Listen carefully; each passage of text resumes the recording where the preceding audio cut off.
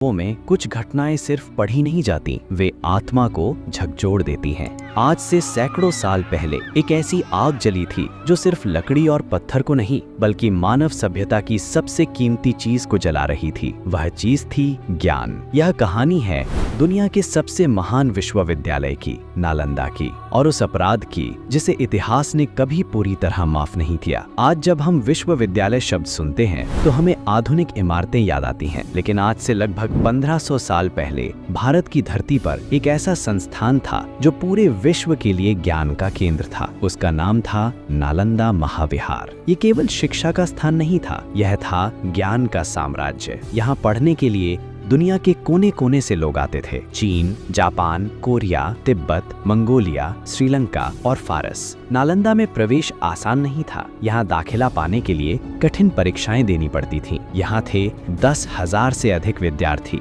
2,000 से अधिक शिक्षक, सैकड़ों वर्षों का संचित ज्ञान। नालंदा का हर आचार्य एक चलता फिरता विश्वविद्यालय था। यहाँ पढ़ाया जाता था गणित, खगोल विज्ञान, आयुर्वेद, शल्य चिकित्सा, तर्कशास्त्र, राजनीति, भाषा विज्ञान और दर्शन।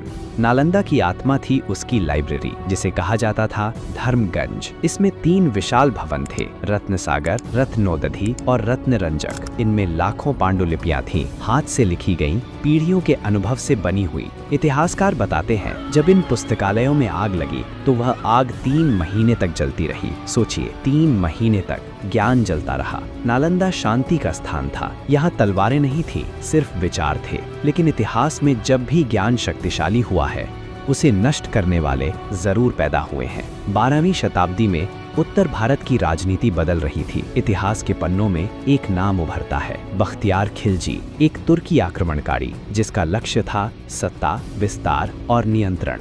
उसे ज्ञान से डर लगता था क्योंकि ज्ञान सवाल पूछता है और सवाल सत्ता को असहज करते हैं। साल था 1193 ईस्वी। बख्तियार खिलजी अपनी सेना के साथ नालंदा पहुंचा। उसने देखा कोई किला नहीं, कोई सैनिक नहीं, सिर्फ शांत भिक्षु और छात्र। उसने पूछा, ये स्थान क्या है? उत्तर मिला, यह विश्वविद्यालय है। उस क्षण इतिहास ने करवट ली। ये कोई युद्ध नहीं था, ये था ज्ञान के खिलाफ युद्ध।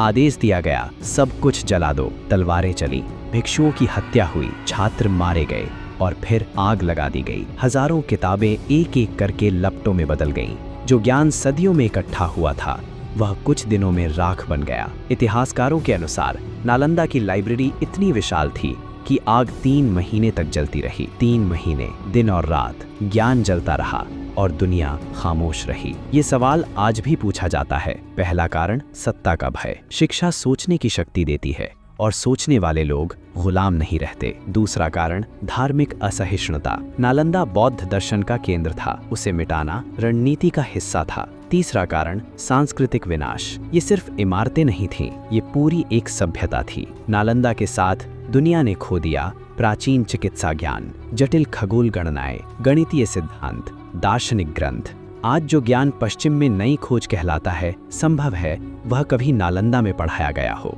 नालंदा के नष्ट होने के बाद भारत में बौद्ध शिक्षा लगभग समाप्त हो गई। चीन और तिब्बत के भिक्षु जो ग्रंथ अपने साथ ले गए, उन्हीं से नालंदा की विरासत बची। अगर नालंदा बचा रहता तो शायद आज का विश्व शिक्षा मानचित्र पूरी तरह अलग होता। नालंदा हमें विचेतावनी देता है, जब भी ज्ञान को खतरा माना जाएगा तब विनाश तय है। नालंदा पहला नहीं था लेकिन सबसे बड़ा था। आज नालंदा खंडहर है, लेकिन हर ईंट एक सवाल पूछती है, क्या हम ज्ञान की कीमत समझते हैं?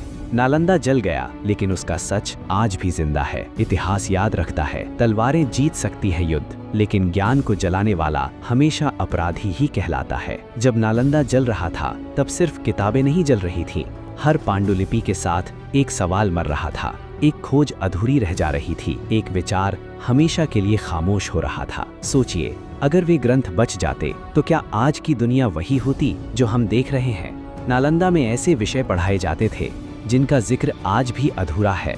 यहाँ बीमारी को सिर्फ शरीर की समस्या नहीं माना जाता था, यहाँ मन, विचार और प्रकृति को भी चिकित्सा का हिस्सा समझा जाता था।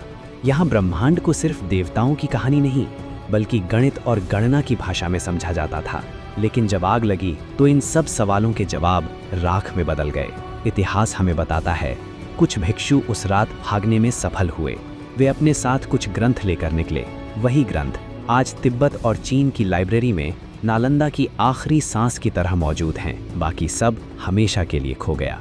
ये सिर्फ भारत का नुकसान नहीं था, ये पूरी मानव जाति का नुकसान था, क्योंकि ज्ञान की कोई सीमा नहीं होती, वह किसी एक देश की संपत्ति नहीं होता। नालंदा का जलना इस बात का सबूत है कि जब सत्ता डर जाती है तो सबसे पहले ज्ञान को निशाना बनाया जाता है। इतिहास बार बार खुद को दोहराता है। कभी किताबें जलाई जाती हैं, कभी विचारों पर पाबंदी लगाई जाती है और कभी सवाल पूछने वालों को चुप करा दिया जाता है। नालंदा हमें यही सिखाता है कि सभ्यता की असली पहचान उसके महलों से नहीं, उसके विचारों से होती है। आज नालंदा खंडहर है, लेकिन उसका मौन बहुत कुछ कहता है। हर टूटी दीवार पूछती है, क्या इंसान ने सच में प्रगति की है?